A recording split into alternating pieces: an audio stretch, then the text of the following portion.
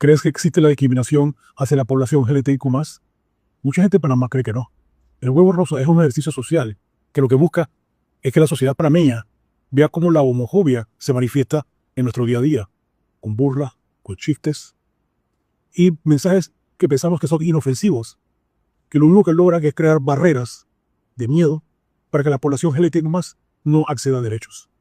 El huevo rosa tiene más de 20 años enseñando a la población panameña sobre este tema. ¿Cómo califica una persona para este premio?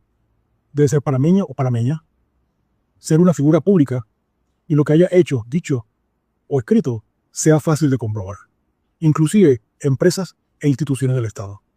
Involúcrate. Manda a tus nominados, que son completamente anónimos, y se anunciará el o la ganadora el 17 de mayo, que es el Día Internacional de la Lucha contra la Homofobia.